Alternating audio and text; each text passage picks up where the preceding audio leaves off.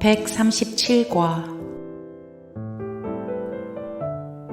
나는 치유될 때 홀로 치유되지 않는다. 오늘의 아이디어는 구원이 근거하는 중심 생각이다.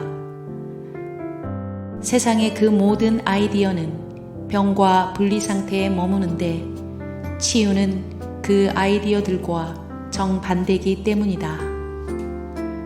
병이란 다른 이에게서 물러나고 결합을 차단하는 것이다.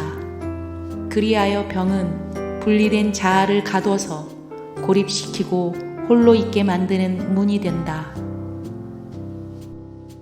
병은 고립이다. 병은 한 자아를 나머지 자아들과 분리하여 다른 자아들은 느끼지 못하는 고통을 겪게 하는 듯이 보이기 때문이다. 병은 분리를 실제화하고 마음을 독방에 가둘 최후의 힘을 몸에 부여한다. 마음은 산산이 부서진 조각들이 되어 스스로 극복할 수 없는 병든 살로 된 단단한 벽에 하나씩 갇힌다. 세상은 병이 섬기는 법칙을 따르지만 치유는 그것과 별개로 작동한다. 그 누구도 홀로 치유되는 것은 불가능하다. 병들었을 때 그는 분명 떨어지고 분리되어 있다. 그러나 치유는 그가 다시 하나가 되겠다는, 그리고 자신의 자아를 어떤 부분도 손상되거나 공격받지 않은 상태로 받아들이겠다는 결정이다. 병들었을 때 그의 자아는 해체되어 자신에게 생명을 부여하는 단일성이 없어 보인다.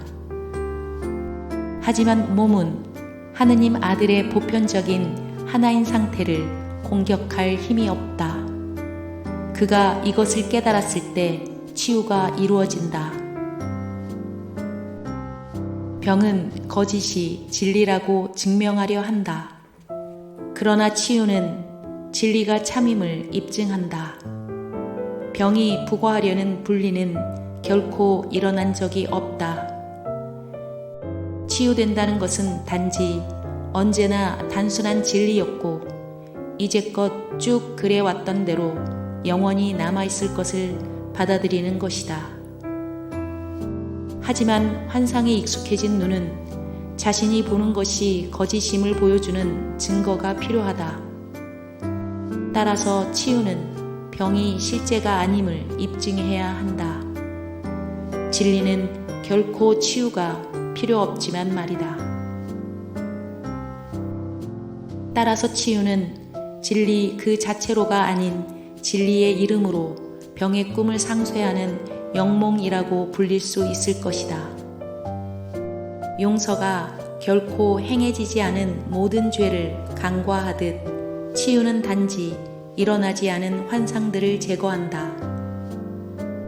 실제 세상이 일어나 전혀 존재하지 않았던 것을 대체하듯 치유는 진리의 그림들 속에 꿈이 수놓은 가공의 상태와 거짓 아이디어들을 원상태로 돌려놓는다. 하지만 치유가 이곳에서 네가 맡은 기능에 걸맞지 않다고 생각하지는 말라. 세상이 실제라고 꿈꾸는 자들에게 적 그리스도는 그리스도보다 더 강하기 때문이다. 몸이 마음보다 더 단단하고 안정적으로 보인다. 사랑은 꿈이 되는 반면 두려움은 보고 정당화하고 충분히 이해할 수 있는 유일한 실제로 남는다. 용서가 모든 죄를 밝혀 물리치고 실제 세상이 네가 만든 것에 자리를 차지할 것이듯 치유는 분명 네가 단순한 진리 앞에 내건 병의 판타지를 대체할 것이다. 병의 실제성을 떠받치는 모든 법칙에도 불구하고 병이 사라지는 것을 보았을 때 질문에 대한 답이 이미 주어진 것이다. 따라서 그 법칙들은 더 이상 소중히 여기거나 따를 수 없다. 치유는 자유다. 치유는 꿈이 진리를 이길 수 없음을 입증하기 때문이다. 치유는 공유된다. 바로 이 속성으로 인해 치유는 병이 불가피하다고 주장하는 법칙과는 다른 법칙이 그 반대인 병적인 법칙보다 더 강력함을 증명한다. 치유는 강함이다. 치유의 온유한 손에 의해 약함이 극복되기 때문이다. 이제 몸 하나씩에 따로 갇혀있던 마음들은 다른 마음들과 자유로이 결합하여 영원히 강하게 존재할 것이다. 치유, 용서, 슬픔에 빠진 온 세상을 슬픔이 들어갈 수 없는 곳으로 기쁘게 교환하는 것. 성령은 이러한 수단을 사용하여 너에게 자신을 따르라고 촉구한다. 성령의 온유한 레슨은 구원이 얼마나 쉽게 너의 것이 될 수 있는지, 너 자신을 죽음의 포로로 가두려고 만든 법칙을 성령의 법칙이 대체하게 하는데 얼마나 적은 연습이 필요한지 가르친다. 성령이 너를 모든 고통의 원인에서 해방하기 위해 요청하는 작은 도움을 네가 확장할 때 성령의 생명은 너 자신의 생명이 된다. 그리고 너 자신이 치유되도록 허용할 때 내 주위에 있는 자들이나 마음에 떠오르는 자들 혹은 네가 만나는 자들이나 너와 아무런 접촉도 없어 보이는 자들이 너와 더불어 치유되는 것을 본다. 어쩌면 너는 그들 모두를 알아보지는 못할 것이며 치유가 내게 오도록 허용할 때 네가 온 세상에 얼마나 많은 것을 주는지 깨닫지도 못할 것이다. 그러나 너는 결코 홀로 치유되지 않는다. 네가 치유될 때 받는 선물을 수많은 이들이 받을 것이다. 치유된 자들은 치유의 도구가 된다. 치유되는 순간 그들에게는 다른 이들에게 나누어 줄 그 모든 치유의 은혜가 주어진다. 하느님께 반대되는 것은 존재하지 않는다. 그것을 자신의 마음에 받아들이지 않는 자는 지친 자들이 머물러 안식할 수 있는 피난처가 된다. 바로 여기에서 진리가 주어지고 바로 여기에서 모든 환상이 진리로 가져와지기 때문이다. 하느님의 뜻에게 피난처를 제공하지 않으려는가? 너는 다만 너의 자아에게 집에 있으라고 초대할 뿐이거늘 이러한 초대가 거절될 수 있겠는가? 일어날 수밖에 없는 것에게 일어나 달라고 요청하라. 그러면 너는 결코 실패하지 않을 것이다.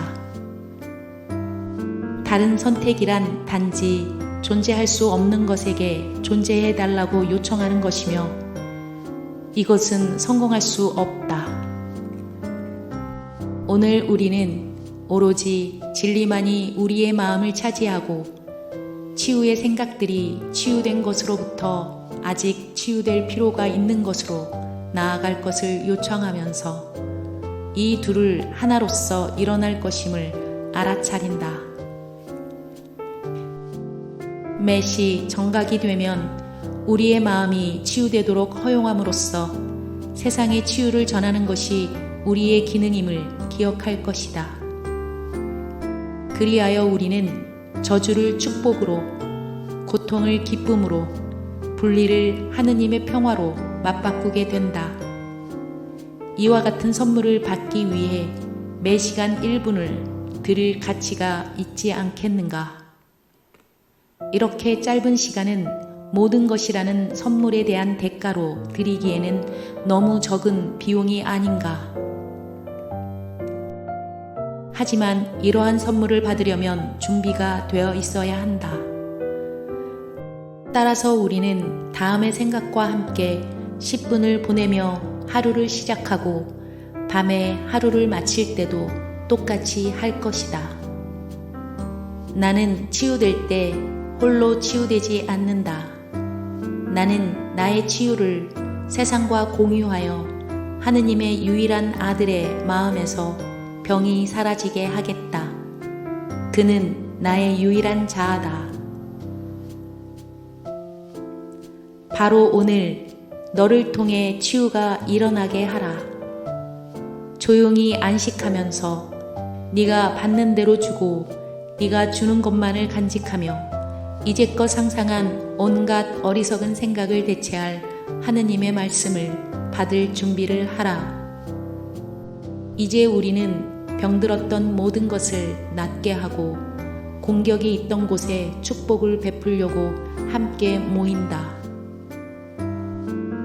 오늘 우리는 매 시간이 지나갈 때마다 이 기능을 잊지 않도록 유념하고 다음의 생각으로 우리의 기능을 기억할 것이다. 나는 치유될 때 홀로 치유되지 않는다. 나는 나의 형제들을 축복하고자 한다. 그들이 나와 더불어 치유될 때 나도 그들과 더불어 치유되고자 하기 때문이다.